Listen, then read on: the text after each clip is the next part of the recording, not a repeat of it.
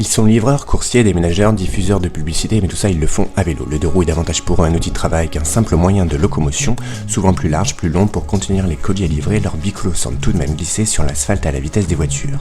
En 2018, lors de l'arrivée à Amiens des plateformes de livraison comme Uber Eats et Deliveroo, le courrier Picard estimait qu'il y avait environ 135 livreurs dans l'agglomération.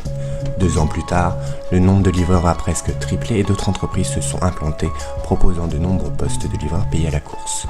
En grève un peu partout en France, ces travailleurs un peu trop invisibles tentent d'attirer l'attention sur un contexte professionnel difficile. Et c'est justement à cause de ce contexte difficile et peu favorable aux coursiers qu'Antoine Ozin, 23 ans, vient de cofonder Bifast, une coopérative de coursiers uniquement à vélo et visant le salariat et la rémunération à l'heure. Un modèle aminois qui se veut plus éthique et plus responsable. Mais si Antoine est bien conscient de proposer à travers Bifast de meilleures conditions de travail aux livreurs, qu'en est-il des conditions réelles de ces travailleurs discrets sur les routes amiénoises ? Rencontre. Bonjour, ça va? Ça va et toi?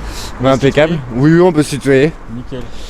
Du coup, moi j'ai un petit changement de programme. Tu fais le temps que tu veux. Là, je vais m'occuper de la floriste à l'église Saint-Pierre. Ensuite, je dois, comme prévu, à Amiens Sud, à côté d'Auchan.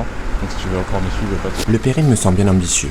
Nous sommes en plein mois de décembre et à en juger la tenue d'Antoine, ma doudoune et moi, on s'apprête à avoir un petit coup de chaud. Allez, c'est parti. Nous partons de la rue de la Haute-Toie, ici pas d'inscription pour les cyclistes. On est dans une zone limitée à 30 et on en a déduit que cyclistes et automobilistes pouvaient s'entendre.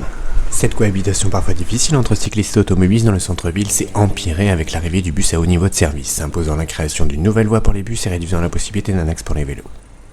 Sur Amiens, il y a des routes qui ont été refaites récemment, notamment avec les voies de bus, etc., et qui n'ont pas du tout été pensées pour le vélo, pour que le vélo puisse circuler en toute sécurité. Il y a plein d'endroits, et notamment en matière de signalisation pour les vélos, il n'y en a pas en fait. On peut même pas parler de signalisation pour les vélos, parce qu'il y a vraiment beaucoup d'endroits où c'est inexistant.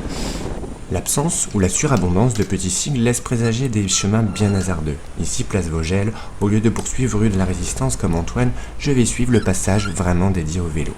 Je passe un premier feu pour les piétons.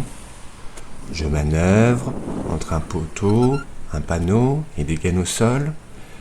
Et autant vous dire qu'Antoine et son vélo cargo ne seraient pas passés si facilement. Je passe un second feu, puis un troisième.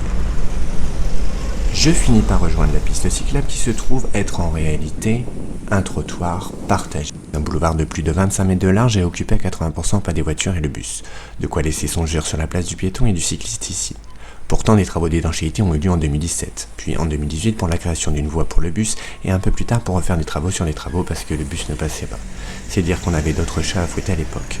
Les cyclistes et les piétons sont du coup passés un peu à la trappe, incombent sur les bords de la strade.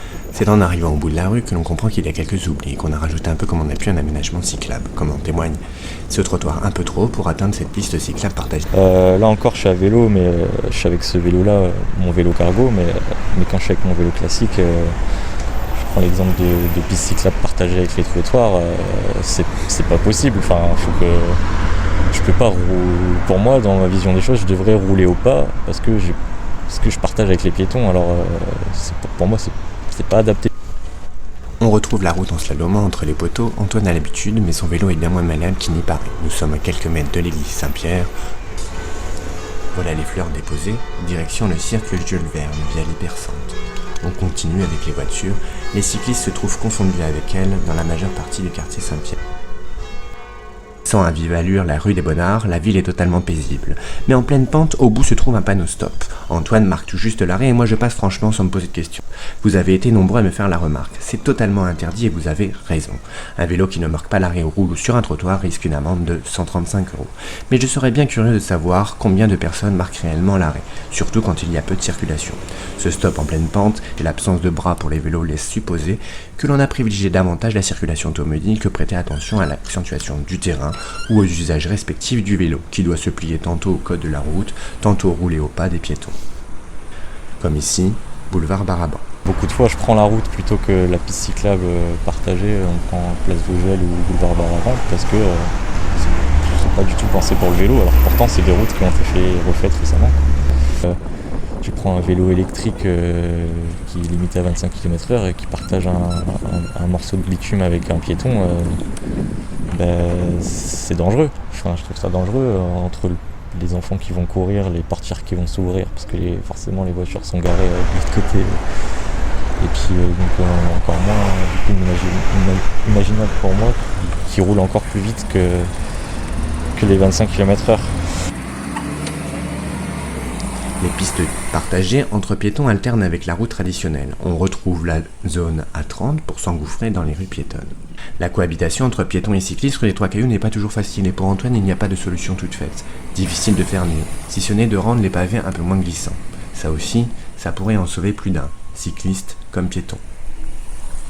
Mais que ce soit à Amiens ou dans le centre de Caen, où on circule assez mal en vélo, même si en périphérie des efforts ont été faits ces dernières années, sur les quais de Bordeaux, ou dans la rue Sainte-Catherine, où piétons, trottinettes et cyclistes peinent parfois à cohabiter, tout comme dans le quartier piéton de Strasbourg, pourtant bon élève des villes cyclables en France, le problème des rues piétonnes et des cyclistes dans ces agglomérations est commun, et l'équilibre est toujours suspendu au comportement de chaque usager. On décide de rejoindre le cirque par la rue Lamarck, qui se trouve à moins de 10 mètres de là, à droite, dans la rue des Jacobins. Mais si les rues piétonnes sont partagées entre piétons et cyclistes, la sortie pour les cyclistes doit se faire avec les voitures. En venant des rues piétonnes, aucun aménagement dans la rue des Jacobins, en sens unique, ne me permet de rejoindre les rues avoisinantes qui sont pourtant en contresens cyclable. Le contresens cyclable, c'est vrai qu'il y en a qui sont pour, il y en a qui sont contre. Moi, si on enlève ça, de toute façon, on enlève toute la flexibilité du vélo à pouvoir remonter des rues à contresens, etc. Mais encore faut-il que ces contresens ne finissent pas en arrêt minute ou en bande d'arrêt d'urgence, rendant totalement inutile ce type d'aménagement.